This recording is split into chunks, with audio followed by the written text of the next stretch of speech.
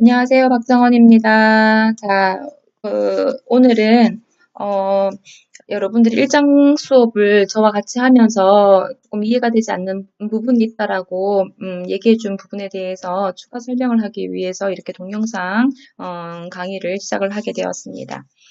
가장 많이 이제 질문을 올렸던 부분 중에 하나가 바로 물질이동과 관련된 내용이었고요. 그리고 두 번째가 이제 그 피드백 컨트롤 시스템에 대한 것이었거든요. 그래서 두 가지를 중심으로 해서 설명을 드리고자 합니다. 먼저 이 피드백 컨트롤 시스템이라고 하는 것은요. 항상성 유지를 위한 어떤 방법이라고 보실 수가 있겠죠. 이 항상성 유지를 위해서 우리는 이제 뭐 네거티브 그리고 포지티브 이렇게 두 가지의 어떤 피드백 컨트롤 시스템으로 구성을 하고 있다라고 얘기를 했었었는데 인체에서 대부분 이루어지는 조절 기전은 그때 말씀드렸듯이 혈당, 혈압, 체온이라고 얘기를 했었어요. 그렇죠? 그래서 이 뒤에 거는 여러분들이 다 이제 공부를 하실 수 있을 것 같고요. 우리가 보통 혈당을 조절을 하기 위해서는 그 췌장에서 인슐린이라고 하는 것을 분비를 해야 됩니다. 인슐린. 근데 우리가 이제 밥을 먹고 나면 피 속에 있는 혈당이 쫙 올라가요. 이게 계속 올라간 채로 있다 보면 어떤 문제가 생기느냐? 첫 번째로는 당이 많으면 어떻다? 균들이 좋아해요. 특히 곰팡이균이 좋아하죠. 그래서 문제가 생길 수 있고. 그다음에 이 당이 이렇게 여러 가지로 피 속에 있는 당이 올라가게 되면 세포에서 이용을 해야 할 에너지로 사용을 해야 할 포도당 수가 많아지지 않게 되죠. 여러 가지 어떤 혈당들이 피 속에 있는 혈당이 올라간다라고 하는 거가 문제가 될 수 있기 때문에 혈당이 올라가게 되면 이 혈당 올라간 거에 대해서 얘를 관장하는 중추신경계로 정보를 줍니다. 그러면 어떻게 될까요? 이렇게 올라가면 안 되지. 어떻게 할까? 예, 혈당을 정상 범위로 조절을 하시오라고 명령을 내리게 되면 이 피 속에 있는 그 당들을, 포도당들을 그죠? 글루카곤의 형태로 변환을 시켜가지고 지방이라든지 간에 저장을 하게끔 만들어주는 거예요. 대신에 피 속에 있는 당이 너무 부족해. 그러면 저혈당 증상이 생기겠죠. 심하게는 사망에 이를 수도 있습니다. 그죠? 그런 경우는 어떻게 되겠습니까? 저장해두었던 것을 분해를 시켜서 피 속의 당을 증가시키는 역할을 해야 되겠죠. 이러한 것들을 우리는 네거티브 피드백 시스템이라고 합니다. 즉 다시 얘기하면 어떤 변화가 생겼어요. 변화가 생기었으면 이거가 다시 정상으로 변화되지 않은 상태로 돌아올 수 있도록 뭐예요? 반대 방향으로 이만큼 올라가면 반대 방향으로 내려오게끔 하는 거가 네거티브 피드백 시스템이라고 보실 수가 있는 겁니다. 체온 상승 마찬가지죠. 온도가 체온이 올라가게 되면 블라블라블라블라 과정을 거쳐가지고 땀을 배출을 시킴으로써 체온을 감소시키는 변화가 생긴 것과 반대 방향으로 작용을 하는 것을 볼 수 있고 혈압도 마찬가지입니다. 그러면 포지티브 피드백 시스템은 결론적으로 뭐예요? 변화 방향과 같은 방향으로 가는 거가 즉 피가 났어요. 혈관 손상을 입었어요. 그죠? 그러면 우리가 혈액에서 배웠었습니다. 손상을 입은 부위에 가장 먼저 달려가서 응급처치를 하는 거가 혈소판이라고 얘기를 했습니다. 이 혈소판이 달려갔다. 네거티브 피드백 시스템이라고 한다면은요. 혈소판이 달려가서 이가 막 작용하고 있는 것을 어떻게 해야 되겠습니까? 네거티브라면 억제를 해줘야 되겠죠. 반대 방향, 활성화에 대한 반대 방향으로 가야 되니까. 그렇게 되면은 지혈이 될까요? 안 될까요? 안 되겠죠. 그러니까 지혈을 위해서는 어떻게 해야 되니까 혈소판 활성화가 일어났다. 그러면 이 활성화를 더욱더 촉진시키고 그 다음에 다른 어떤 응고 기전을 유발시키는 것들이 다가와서 클롯을 형성하게 되고 그런 과정들을 거쳐서 뭐 하게 되는 거죠? 지혈이라고 하는 거를 만들어내야 되는 거죠. 변화와 같은 방향입니다. 아기 낳는 것도 마찬가지죠. 아기 낳는 거에 대해서는 여러 가지 기전이 있습니다. 뭐 호르몬의 어떤 변화, 그죠? 그 다음에 뭐 태반 기능이 이제 태반이 늙어가지고 더 이상 작용을 못해. 그다음에 자궁이 너무 많이 늘어나서 더 이상 늘어날 수가 없어. 그 다음에 뇌하 수치에서 옥시토신이라고 하는 것이 분비가 되어서 아기가 나온다. 뭐 이런 여러 가지 설들이 있어요. 정설화된 것은 없지만 결국에는 이런 여러 가지 것들이 다 작용을 해서 아기가 뱃속에서 이제 나오는 거죠. 분만이라고 하는 거가 이루어지게 되는데 특히 옥시토신이라고 하는 것은 우리가 뭐 사랑의 호르몬이라고 얘기를 하기도 하고요. 그다음에 엄마가 아기한테 젖을 먹일 때 젖이 이렇게 밖으로 나가게 하는 사출 반사에 작용을 한다고 하기도 하고요. 분만에서는 얘는 자궁을 수축시키는 작용을 한다라고 알려져 있습니다. 그래서 우리가 아기가 나올 때가 다 되면 뇌하수체에서 옥시토신이 분비가 되게 되는데요. 얘는 자궁 수축이 나타나게 만들어주는 것이죠. 자궁이 수축이 된다라고 하는 건 자궁은 이렇게 생겼잖아요. 옆에 발관이 있고 그 자궁 저부 위쪽에 있는 부분이 근육이 굉장히 많이 있어요. 이 부분에서의 어떤 수축을 촉진시킵니다. 그러면 얘들이 안에서 이렇게 수축이 된다니까 안쪽에 있는 거를 자꾸 수축시켜갖고 밀어붙이겠죠, 그죠? 밀어붙이면 안에 있던 애기는 어떻게 되겠습니까? 밀려 나와요. 어디로? 자궁 아래쪽으로, 즉 자궁 경부 쪽으로 밀려오게 되는 겁니다. 밀려오게 되면은 애기 머리가 어디를 자극하죠? 경부를 자극해요. 자꾸 밖으로 나가겠다고 밀어붙이겠죠. 그러면 옥시토신이 분비가 되어서 경부가 자극을 받으면 우리가 네거티브 피드백 시스템이라고 했을 때는 어떻게 돼야 되겠나? 나 자극받으니 더 이상은 밀지 마. 얘가 밀리지 않으려면 옥시토신 분비가 줄여야겠어. 근데 그렇게 해서는 분만이 일어날 수가 없어요. 변화와 같은 방향. 즉, 자궁이 그 옥시토신이 분비가 되어서 경부가 자극을 받아요. 누구에 의해서? 태아 머리에 의해서. 그러면 나 자궁경부 자극받았어. 뇌하수체로 전달이 되겠죠. 그러면 이 뇌하수체에서 어떻게 하겠나? 같은 방향이니까 옥시토신 분비를 더 촉진시켜줘요. 옥시토신이 분비가 더 촉진이 되니까 또 어떤 상황이 생기겠어요?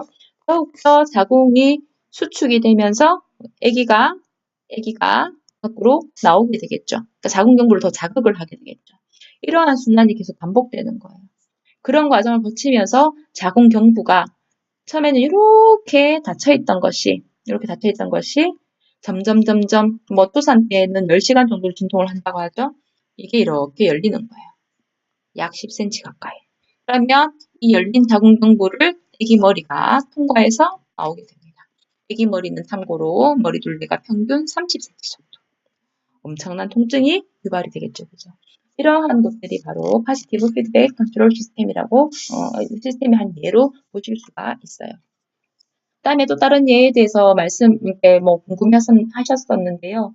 활동전이라고 하는 거가 있습니다. 근육의 움직임이라든지 등등등. 그다음에 심장, 밖에 들어가서도 이 활동전이라고 하는 용어를 보시게 될 텐데요.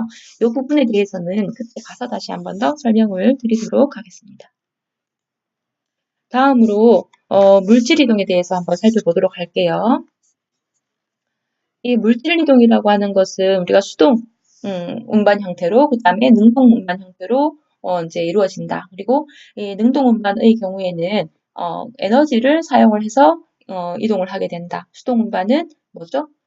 농도가 높은 곳에서 낮은 곳으로 이동하는 것을 의미가 한다. 그러니까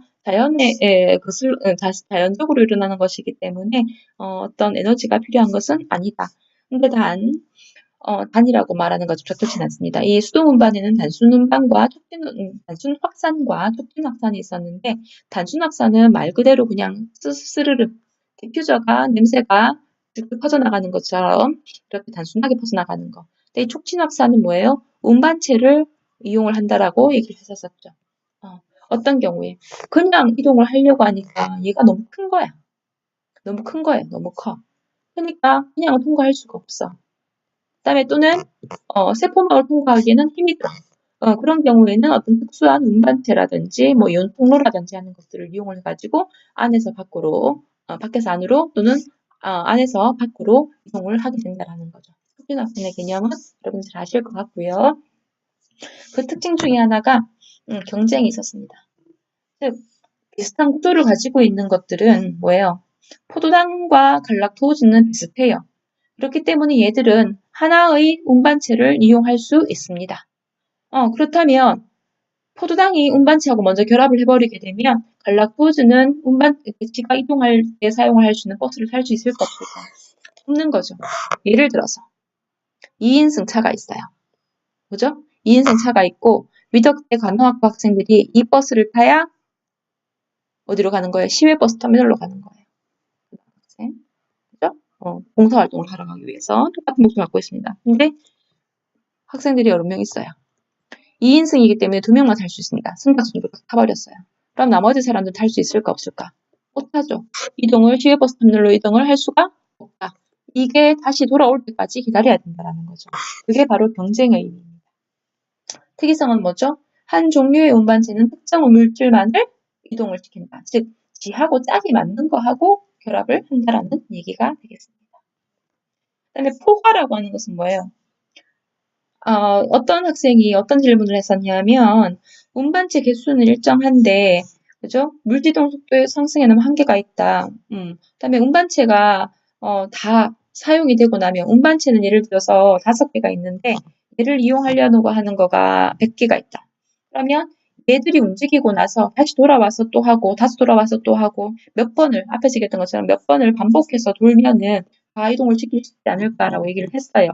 물론 가능은 하겠죠, 이론적으로는. 근데 그렇게 돌아오는 데까지는 한계가 있다라는 거죠.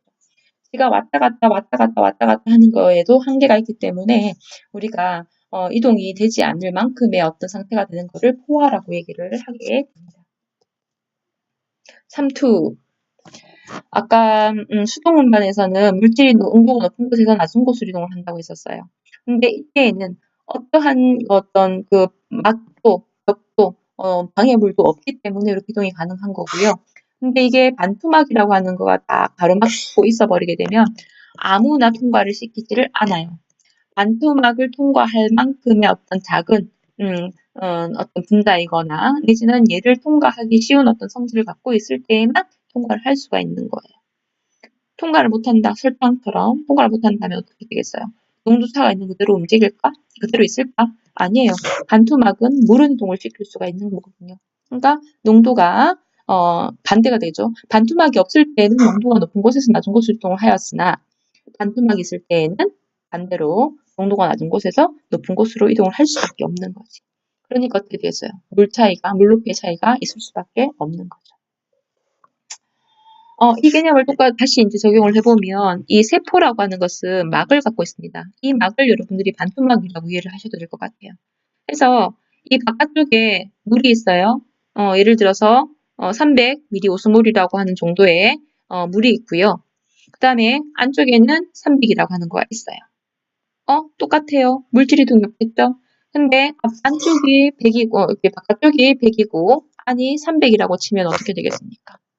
반투막이 있으니까 안쪽에 있는 덩어리가 큰 것들은 이동을 못하니까 물이 안쪽으로 들어오게 되겠죠. 퉁퉁퉁퉁 부어오르죠. 얘는 반대작용을 하게 되는 것입니다. 그 다음에 능동운반에 대한 개념이 나와 있습니다. 소디움 포타슘 펌프라고 하는 것은 에너지를 사용을 하고 있다. 즉 아까 얘기했죠. 수동은 에너지 사용하지 않습니다. 근데 능동운반은 에너지를 사용을 하고 있다. 그래서 이 에너지가 물질 이동에 직접 이용이 되는 것을 우리는 1차 능동운반이라고 얘기를 하게 된다. 세포 안에는 소듐이 있어요. 그죠? 예를 들어서 그래서 이 소듐 운반체, 소듐이라고 하는 거가 이 소듐 운반체 결합 부위하고 결합을 해요. 그죠? 그러면 이 결합시킨 것을 바깥으로 이동을 시키기 위해서는 ATP라고 하는 거가 ATP 미토콘드리아에서 생성이 되죠. 그죠? 3인산기, 인산기가 3개가 있다는 것을 의미를 합니다. 근데 얘가 분해가 되면서요. 인산을 하나 떼내서 버려요. 이 떼는 과정에서 열이 만들어집니다. 에너지. 이 에너지를 이용해서 소듐이 안에 있던 거가 바깥으로 나가게 되는 거죠. 반대로 이 세포 바깥쪽에 있던 포타슘이라고 하는 거가 안으로 들어가기 위해서는 에너지가 필요한 거예요. 결합을 해서 얘가 뱅글 돌아가지고 안으로 들어가기 위해서는 뭐예요? 에너지가 필요한 거죠. 이게 능동운반입니다. 그 다음에 2차 능동운반은 뭐에서 썼죠? 얘는 뭐죠? 초록색 구슬은 농도의 차이에 의해서 자연스럽게 에너지 없이 이 통로를 이용해 가지고 들어갑니다. 근데 보세요. 빨간색 구슬은 안쪽이 훨씬 더 많죠. 바깥쪽이 작아요. 그러니까 어떻게 하겠습니까? 얘가 안으로 들어오고 있다는 그림인 거잖아요. 농도를 거스르고 있죠. 당연히 뭐가 필요하겠어요? 에너지가 필요한 거예요. 그죠? 이쪽은 뭐죠? 근데 에너지가 필요해서 안으로 들어오는데 초록색 공과 같은 방향으로 들어오기 때문에 공동운반이라고 얘기를 하고 노란색 공의 경우에는 초록색 공에 비해서 공간은 다른 방향으로 가고 있습니다. 그래서 우리는 역방향 운반이라고 얘기를 하게 되는 거죠. 2차 운동 운반의 예를 보시면 이 소듐이라고 하는 거가 세포 바깥에서 안쪽으로 이동해요. 여기가 세포 밖이고요. 이게 세포 안입니다. 그래서 이 소듐이라고 하는 거가 바깥에서 뭐죠? 밖에 가는 4개, 안에는 1개. 그러니까 당연히 농도 타에 의해서 안으로 들어오고 있어요. 근데 이 포도당이라고 하는 거는 뭐죠? 바깥쪽에는 없고 안쪽에는 있는데 다시 또 안으로 들어오려고 하는 거죠. 그러니까 농도를 거슬르는 거잖아요. 그죠? 그래서 이 들어올 때 뭐를 이용을 하는 거예요? 소듐, 포타슘 펌프를 이용해서 에너지를 만들게 하고 그다음에 만든 그 에너지를 포탕지가 이동하는 데 사용을 하고 있습니다. 옆쪽에 칼슘 똑같은 개념이에요. 그다음에 수소이온 똑같은 개념으로 붙일 수가 있습니다.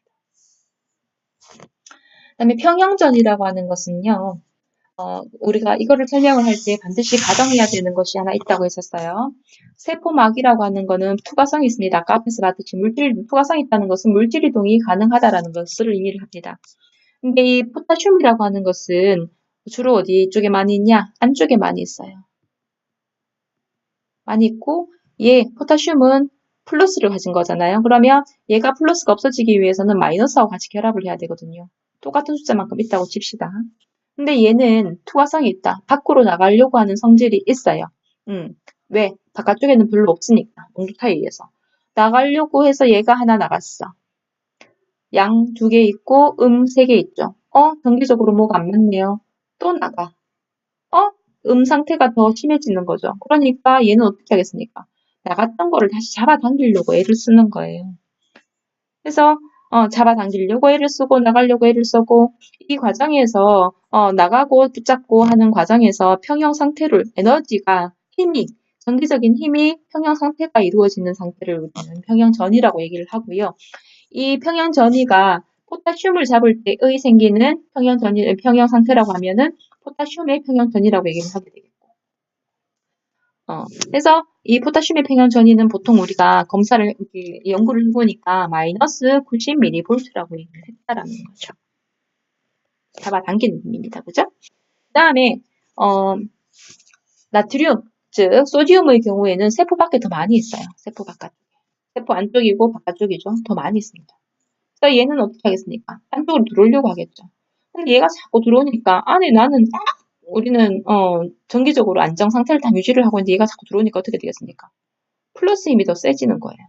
그러니 어떻게 하겠어요? 얘를 밀어내려고 하겠죠. 맞죠? 그때 이제 이 힘들이 밀어내려는 힘과 들어오려는 힘이 평형 상태를 이룰 때 우리는 소듐의 평형전이라고 얘기를 하게 되고 그때 우리가 이제 소듐의 평형전이는 얼마라고 했었습니까? 플러스 60mV라고 했었어요. 근데 이 세포막이라고 하는 거는 소듐이나 포타슘 모두의 투과성을 갖고 있기 때문에 둘 다 왔다 갔다 할 수 있기 때문에 뭐죠? 두 이온에 대한 똑같은 투과성을 갖고 있다고 가정을 했을 때, 가정입니다. 가정을 했을 때 마이너스 15V가 되지만 실제로는 어떻게 된다는 거예요? 마이너스 70mV였다라는 거예요. 실제로 해보니까. 그 말인 즉슨 뭐죠? 포타슘만 봤을 때는 마이너스 90이었고요. 그 다음에 소듐만 봤을 때는 60이라 했었거든요. 근데 실제로는 이만큼이었어요. 두 개를 다 고려를 했을 때. 이쪽에 더 가깝다는 거예요. 즉, 포타슘의 어떤 이동 정도가 훨씬 더 쉽다라는 것을 의미를 하고 있습니다. 네, 보충 설명은 여기까지고요. 혹시 이것도 이제 이해가 되지 않는다, 반복해서 설명을 들었음에도 불구하고 이해가 되지 않는다라고 하면 개인적으로 연구실로 찾아오시기 바랍니다. 수고 많으셨습니다.